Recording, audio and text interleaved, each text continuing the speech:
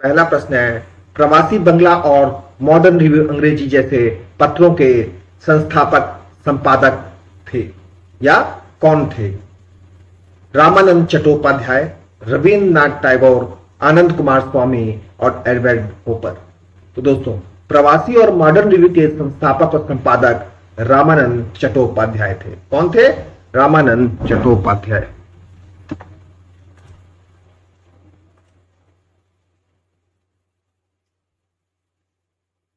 अगला प्रश्न है, कलिंग शैली का संबंध किससे है या कलिंग शैली का संबंध है? ऑप्शन है पाटलिपुत्र, महाराष्ट्र से, उड़ीसा से और बुंदेलखंड से। तो बताइए कलिंग शैली का संबंध किससे है? तो कलिंग शैली का जो संबंध है वो उड़ीसा से है। कहां से है?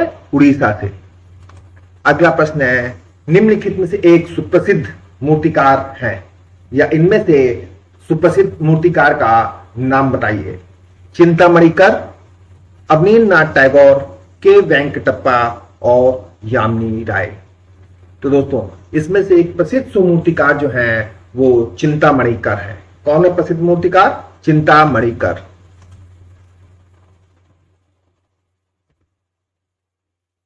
अगला है, नंदलाल बोस द्वारा कांग्रेस के हरिपुरा में 21वें सम्मेलन के लिए बनाए गए अधिकांश चित्रों को संग्रहित किया है। ऑप्शन है राष्ट्रीय आधुनिक कला संग्रहालय नई दिल्ली, ललित कला अकादमी नई दिल्ली, राष्ट्रपति संग्रहालय नई दिल्ली और सभी गलत है। तो दोस्तों, नंदलाल बोस द्वारा बनाए गए हरिपुरा अधिवेशन के अधिकांश चित्रों को राष्ट्रीय आधुनिक कला संग्रहालय नई दिल्ली में संग्रहित किया गया है। अगला प्रश्न है, प्रसिद्ध त्रिमूर्ति सदाशिव किस गुफा में स्थित है? प्रश्न है, प्रसिद्ध त्रिमूर्ति किस गुफा में स्थित है? एलिफेंटा में, एलोरा में, उदयगिरी में और अजंता में। तो दोस्तों, प्रसिद्ध त्रिमूर्ति जो है वो एलिफेंटा में स्थित है। कहां स्थित है? एलिफेंटा में।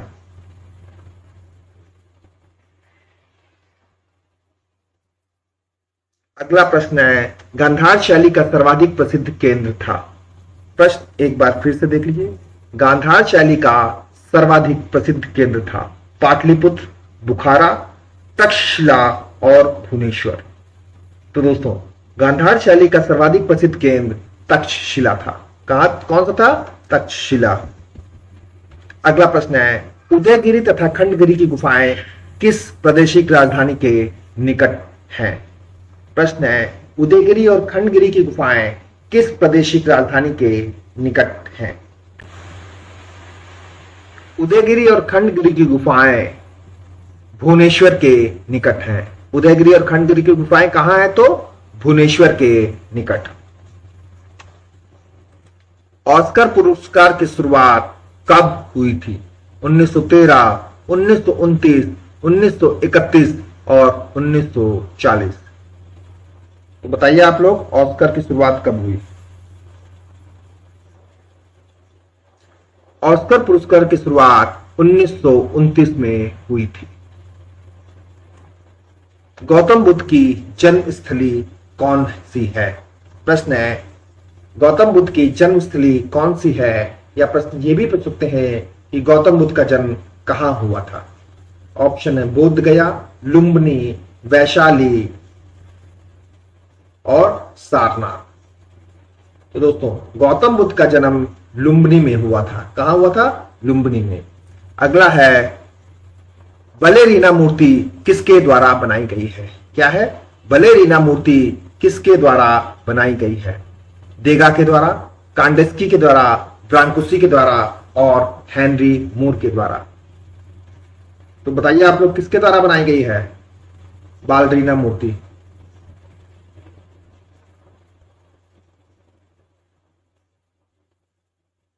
तो बालरीना मूर्ति का निर्माण देगा के द्वारा किया गया है। किसके द्वारा? देगा के द्वारा। पॉप आर्ट की शुरुआत किस देश से हुई थी? प्रश्न है, पॉप आर्ट की शुरुआत किस देश से हुई थी? सॉरी दोस्तों, इंग्लैंड, अमेरिका, जर्मनी और डेनमार्क। तो पॉप आर्ट की शुरुआत इंग्लैंड से हुई थी। कहां से हुई थी? इंग्लैंड से। अगला प्रश्न है, अगस्त रौंदा क्या थे या अगस्त रौंदा कौन थे? चित्रकार, थिएटर कलाकार, मूर्तिकारकार और फिल्म मेकर।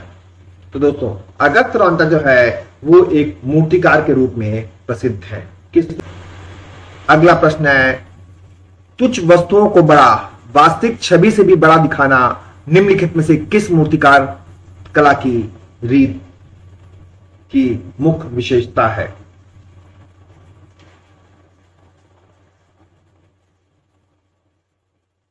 प्रश्न है, तुच्छ वस्तुओं को वास्तविक छवि से भी बड़ा दिखाना निम्नलिखित में से किस मूर्तिकला रीत की विशेषता है?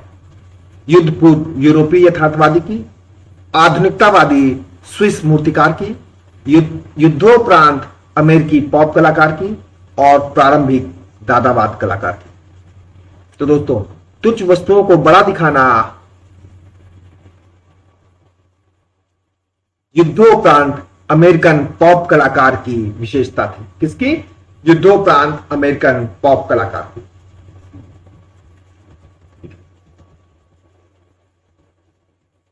टनर किस लिए जाने जाते हैं? प्रश्न है, टनर किस लिए जाने जाते हैं? प्रिंट मेकिंग के लिए, भूदृश्य चित्रकार के लिए, मुखाकृति चित्रकार के लिए और मूर्तिकार के लिए। तो बताइए आप लोग किस लिए जाना चाहते हैं टनर?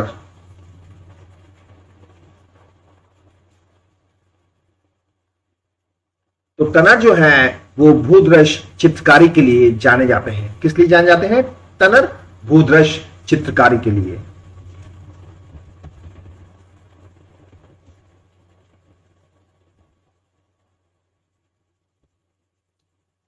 अगला प्रश्न है, असोलर मित्तल ऑर्बिट स्ट्रेटफोर्ड लंदन में स्थित 114.5 मीटर ऊंची मूर्ति और प्रेक्ष टावर, इसे किसने डिजाइन किया?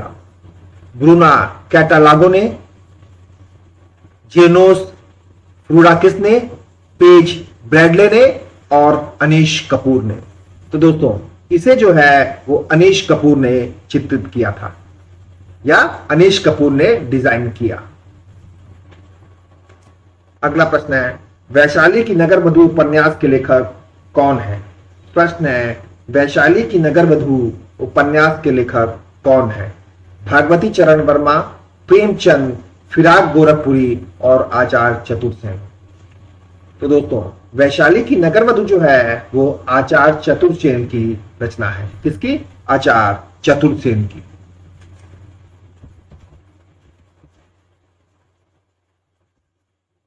अगला प्रश्न है, लियो स्टोन को ड्राइंग के पश्चात वॉश आउट सॉल्यूशन से धोया जाता है ताकि। प्रश्न एक बार फिर से देख लीजिए, लियो स्टोन को ड्राइंग के पश्चात वॉश आउट सॉल्यूशन से धोया जाता है ताकि पत्थर अधिक संवेदनीय हो जाता है, ड्राइंग पिगमेंट घुल जाते हैं और ब्रीज पत्थर पर जम जाती है, पत्थर चिकना हो जाता है, पत्थर पर बनाई गई इमेज उभर कर सामने आती है। तो बताइए दोस्तों आप लोग। तो लिथोस्टोन को ड्राइंग के पश्चात वाटर सॉल्यूशन में धोया जाता है ताकि पत्थर पर बनाई गई इमेज उभर कर सामने आए। अगला प्रश्न है, रघुवीर सेन धीर क्या थे? प्रश्न है, रघुवीर सेन धीर क्या थे? वाचित्रकार, मूर्तिकार, कवि और संगीतकार। तो दोस्तों रघुवीर सेन धीर जो है एक वाचित्रकार है। कौन है? वाचित्रकार।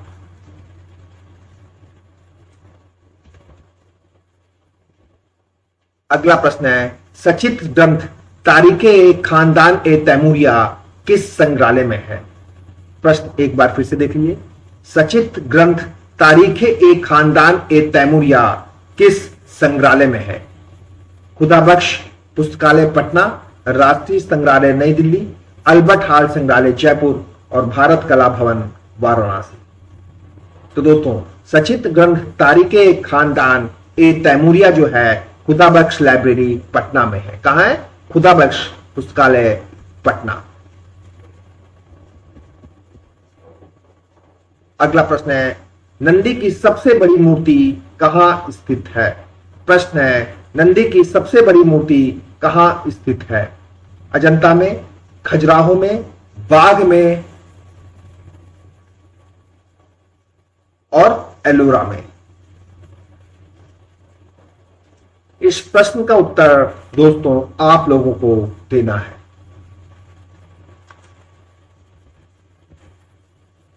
खजुराहो में चतुर्भुज मंदिर किन शासकों द्वारा बनाए गए? प्रश्न है, खजुराहो में चतुर्भुज मंदिर किन शासकों द्वारा बनवाए गए? चालुक्य, चोल, चंदेल और मौर्य। खजुराहो में चतुर्भुज मंदिर जो है वो चंदेल शासकों द्वारा बनवाए गए हैं।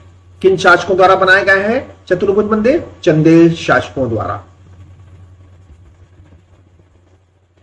अगला प्रश्न है, 19वीं सदी में यूरोप में बनी हुई पेंटिंग के समूह को ब्लैक पेंटिंग नाम दिया गया, ये किसने बनाई थी?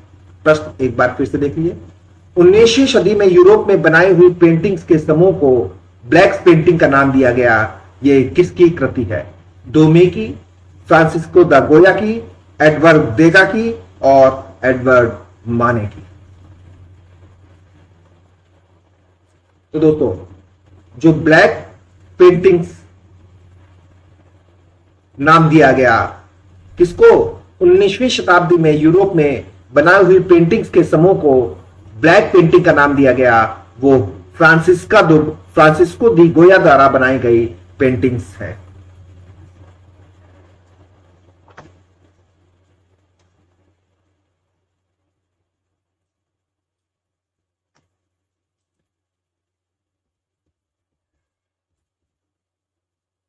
अगला प्रश्न है, इंडियन स्कल्पचर एंड आइकोनोग्राफी के लेखक कौन है? प्रश्न है, इंडियन स्कल्पचर एंड आइकोनोग्राफी के लेखक कौन है? गणपति वी स्थापित, राय कृष्णदास, वी.एस. अग्रवाल और गुलाम मोहम्मद शेख। तो दोस्तों इंडियन स्कल्पचर एंड आइकोनोग्राफी के लेखक हैं गणपति वी स्थापित। कौन है? गणपति वी स्थापित।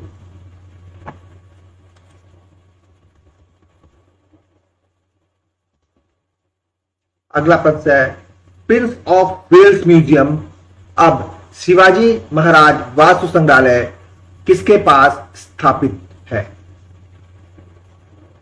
राष्ट्रीय संग्रहालय नई दिल्ली के पास, जे स्कूल ऑफ आर्ट के पास, कृष्णा आर्ट गैलरी के पास या जहांगीर आर्ट गैलरी के पास? तो दोस्तों प्रिंस ऑफ वेल्स म्यूजियम जिस वर्तमान में छत्रपति शिवाजी महाराज वास्तु संग्रहालय है वो जहांगीर आर्ट गैलरी के पास स्थित है। अगला है, लीनिंग टावर ऑफ पीसा स्थित है। प्रश्न है, लीनिंग टावर ऑफ पीसा स्थित है इटली में, भारत में, जावा में और इंग्लैंड में? तो दोस्तों लीनिंग टावर ऑफ पीसा जो है वो इटली में स्थित है। कहां स्थित है? इटली में। अगला है, देविका रानी रोरी को इनमें से कौन सा पुरस्कार मिला था? प्रश्न है, देविका रानी रोरी को इनमें से कौन सा पुरस्कार मिला था?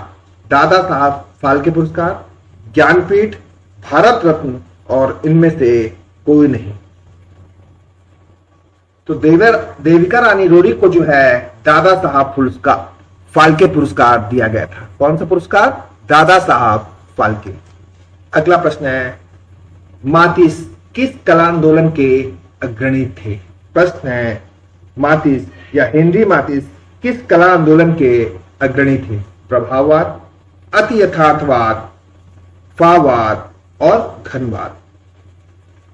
तो दोस्तों हेनरी मातिस जो है वो फाववाद के अग्रणी कलाकार थे। किसके? फाववाद के।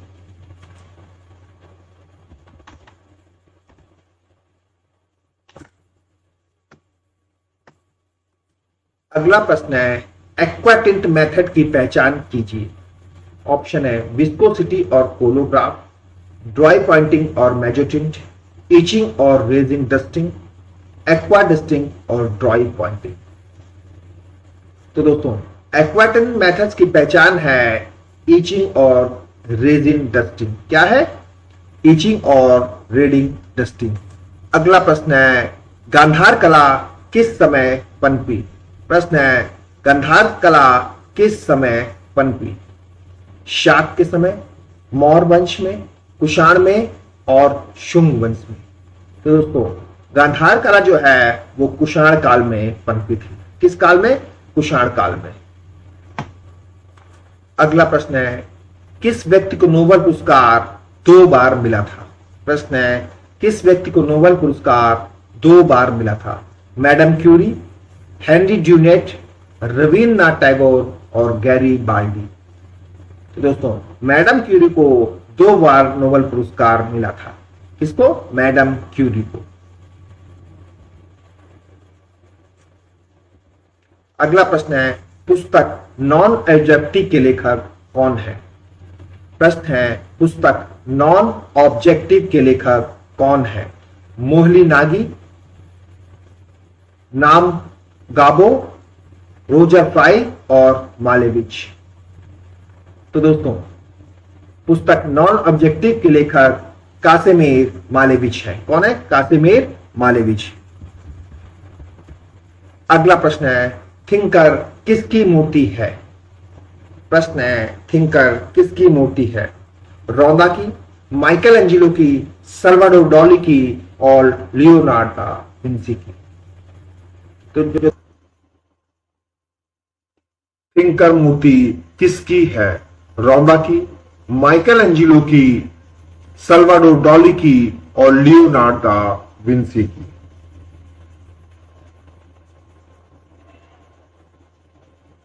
तो दोस्तों जो थिंकर है वो रौदा की कृति है। किसकी कृति है? रौदा की। अगला प्रश्न है हमजानामा का सचित्रीकरण किसने करवाया? बाबर ने, अकबर ने, हुमायूं ने और जहांगीर ने। तो हमजानामा का सचित्रीकरण जो है वो अकबर ने कराया था। किसने कराया था? अकबर ने।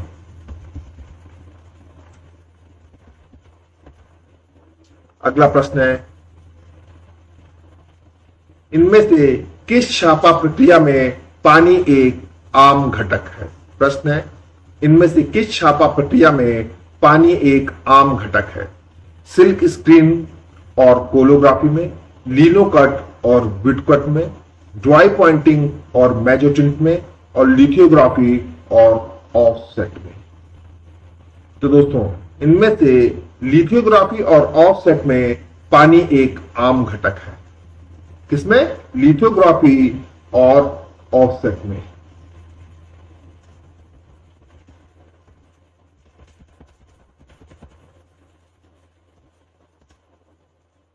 अगला प्रश्न है विख्यात विचित्र द होली ट्रिनिटी और the tribute money expulsion of Adam and ewe किसके द्वारा बनाए गए? निकोलस पिसानो के द्वारा, मैसेची के द्वारा, गिबर्टी के द्वारा और लियोनार्डो दा विंसी के द्वारा। तो दोस्तों इनमें से ये सभी भी चित्र मैसेचियो के द्वारा बनाए गए हैं। किसके द्वारा? मैसेचियो के द्वारा। अगला प्रश्न है ग्लोरी ऑफ इंडियन हैंडीक्राफ्ट पुस्तक के लेखक कौन है? प्रश्न है ग्लोरी ऑफ इंडियन हैंडीक्राफ्ट पुस्तक के लेखक कौन है? कपिल वात्स्यायन, अतिथि रंजन, कमला देवी चट्टोपाध्याय और अजीत मुखर्जी। तो दोस्तों ग्लोरी ऑफ इंडियन हैंडीक्राफ्ट के लेखक है कमला देवी चट्टोपाध्याय। अगला प्रश्न है राम किंकर बैस द्वारा संथाल परिवार मूर्ति कब बनाई गई? प्रश्न है राम किंकर बैस द्वारा संथाल परिवार की मूर्ति कब बनाई गई? 1938 में, 1939 में, 1937 में और 1941 में। तो दोस्तों राम किंकर बैस द्वारा संथाल परिवार मूर्ति 1938 में बनवाई गई। कब बनवाई गई? 1938 में। अगला है खनिज रंग में बाइंडर मिला होता है। अलसी का तेल, तारपीन का तेल, प्राकृतिक ग्लू और कोई नहीं। तो दोस्तों खनिज रंग में बाइंडर मिला होता है क्या? प्राकृतिक ग्लू। अगला है शिक्षक बुद्ध का चित्र किस गुफा में चित्रित है? प्रश्न एक बार फिर से देख लीजिए। शिक्षक बुद्ध का चित्र किस गुफा में चित्रित है? एलोरा, अजंता, बाघ और एलिफेंटा। तो दोस्तों शिक्षक बुद्ध का चित्र अजंता में चित्रित है। कहां चित्रित है? अजंता में। छापा चित्रण में प्रयुक्त अस्फाल्टम को निम्नलिखित किस नाम से जाना जाता है? नाइट्रिक एसिड, बिटुमेन, चारकोल और रेजिन। तो दोस्तों छापा चित्रण में प्रयुक्त अस्फाल्टम को बिटुमेन के नाम से भी जाना जाता है। किस नाम से? बिटुमेन। अगला प्रश्न है पीतल नगरी किसे कहते हैं? फिरोजाबाद, मुर्शिदाबाद, फर्रुखाबाद और मुरादाबाद।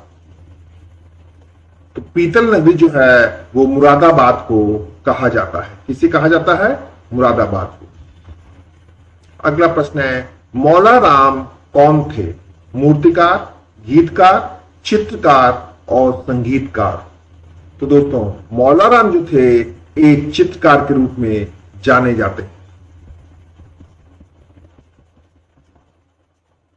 अगला प्रश्न है रामधारी सिंह दिनकर को किस ग्रंथ के लिए ज्ञानपीठ पुरस्कार मिला था? प्रश्न है रामधारी सिंह दिनकर को किस ग्रंथ के लिए ज्ञानपीठ पुरस्कार मिला था? जजाति, मृत्युंजय, चित्पावन और उर्वशी। तो दोस्तों रामधारी सिंह दिनकर को उर्वशी के लिए ज्ञानपीठ पुरस्कार दिया गया। किस लिए? उर्वशी के लिए। अगला प्रश्न है रंगीन कांच की खिड़कियों की कला किस समय प्रारंभ हुई? प्रश्न है रंगीन कांच की खिड़कियों की कला किस समय प्रारंभ हुई? गोथिक, बजंटाइन, बरोक और कोई नहीं। तो दोस्तों रंगीन कांच की खिड़कियों की कला गोथिक काल में या गोथिक कला के समय प्रारंभ हुई।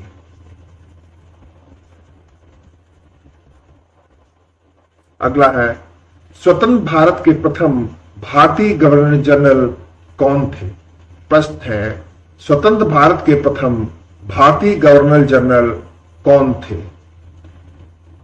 ऑप्शन है मोहम्मद अली जिन्ना, पंडित जवाहरलाल नेहरू, लॉर्ड माउंटबेटन और डॉक्टर राजगोपालाचारी। तो दोस्तों स्वतंत्र भारत के प्रथम भारतीय गवर्नर जनरल डॉक्टर राजगोपालाचारी थे। कौन थे? राजगोपालाचारी। अगला प्रश्न है यूरोप की कला के पुनर्जागरण काल का प्रमुख कलाकार कौन था? प्रश्न एक बार फिर से देख लें। यूरोप की कला के पुनर्जागरण काल का प्रमुख कलाकार कौन था? मैसाचियो, पाउचेलो, टिशियन और लियोनार्ड दा विंसी। तो दोस्तों यूरोप की कला के पुनर्जागरण काल का प्रमुख चित्रकार लियोनार्ड दा विंसी था।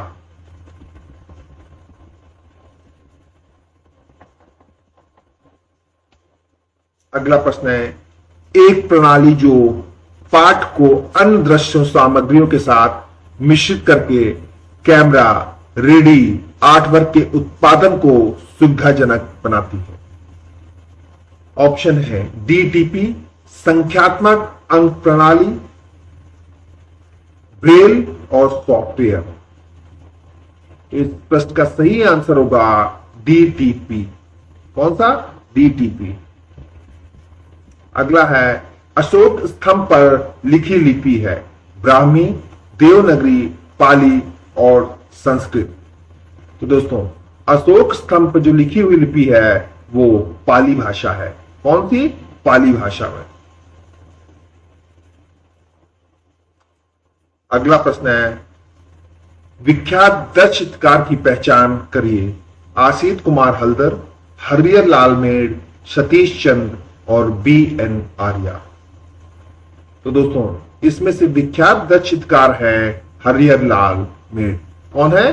हरिहर लाल मेड़।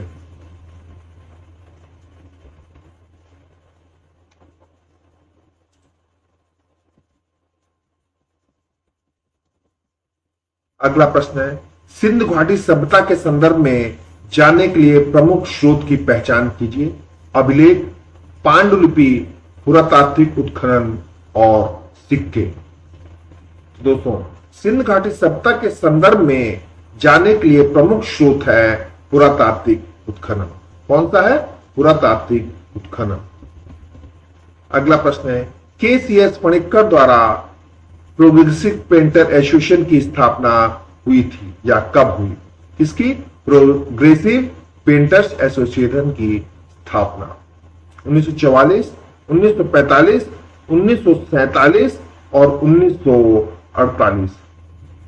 तो दोस्तों, के.सी.एस. पणिक्कर द्वारा प्रोग्रेसिव पेंटर्स एसोसिएशन की स्थापना 1944 में की गई थी। कब? 1944 में। अगला है, बोधि वृक्ष क्या है? आंवला वृक्ष, वट का वृक्ष, आम का वृक्ष और पीपल का वृक्ष। तो दोस्तों, बोधि वृक्ष जो है वो पीपल का वृक्ष है।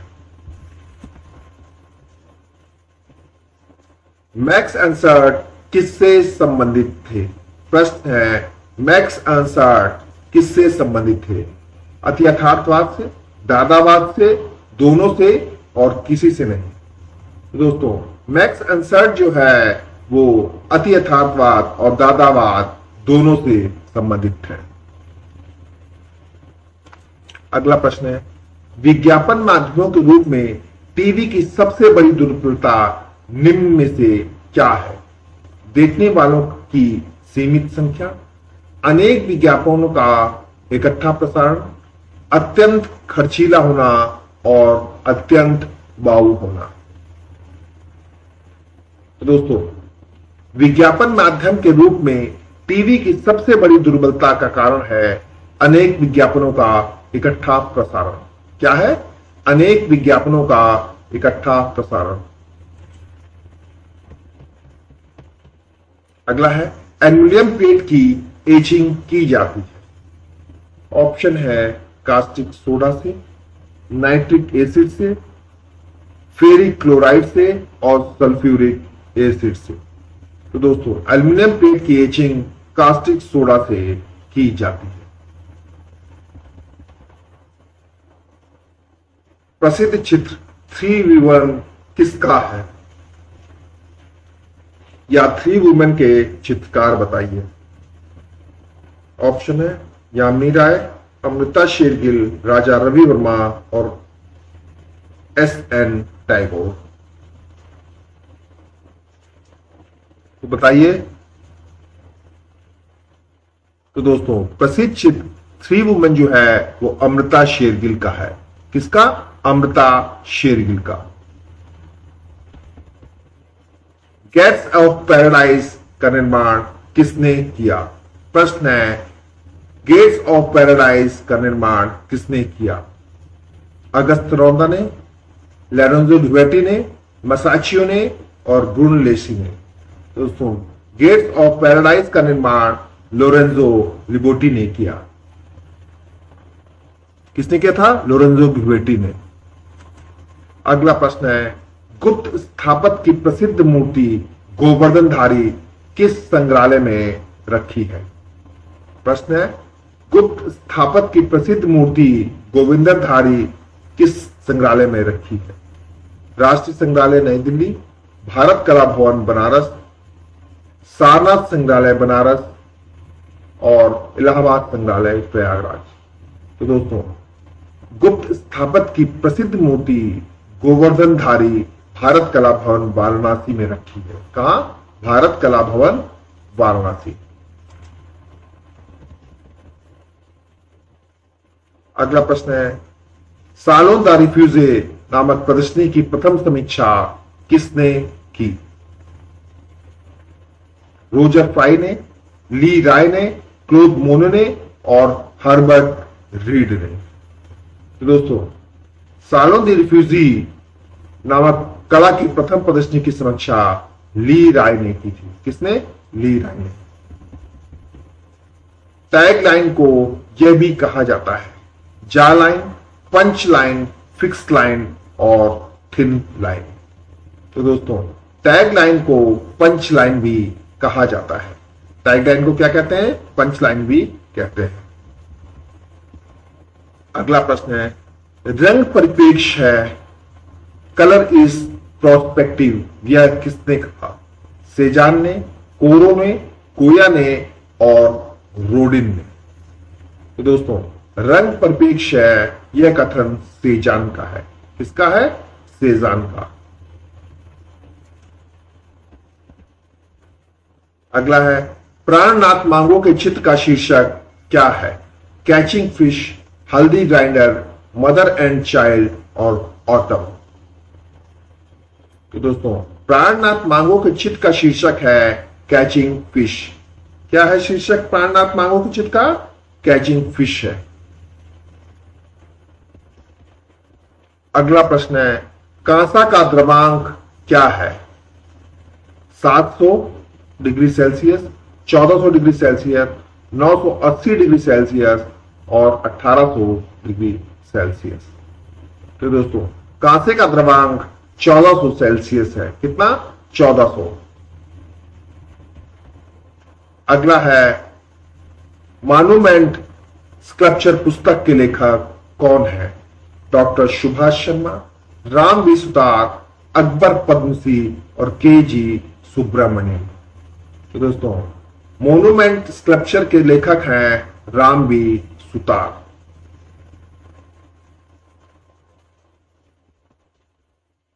अगला है, स्टडी इन साइलेंस चित्र निम्नलिखित में से किसको संदर्भित किया जा सकता है या किसका है? क्या? स्टडी इन साइलेंस चित्र, राम किंकर बैज, डी पी शर्मा, के जी सुब्रमण्यम और जयराम पटेल।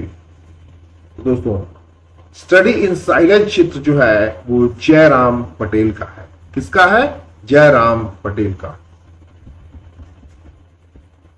अगला प्रश्न है, वुडकट में कई बार प्रिंट लेकर अपने डिजाइन के लिए लाभ लेता है।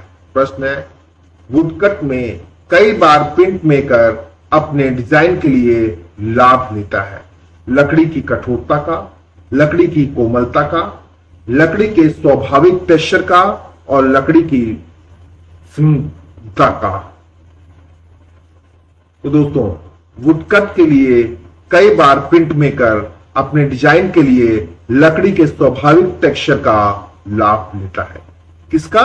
लकड़ी के स्वाभाविक टेक्सचर का।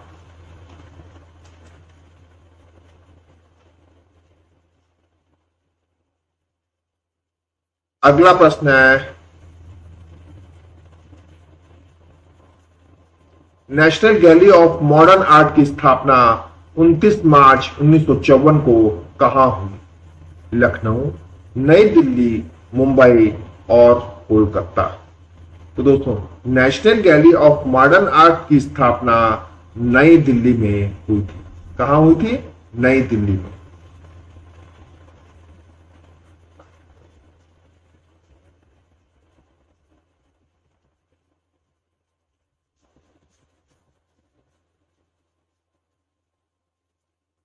अगला प्रश्न है, प्रथम मूवेबल टाइप का आविष्कार किसने किया?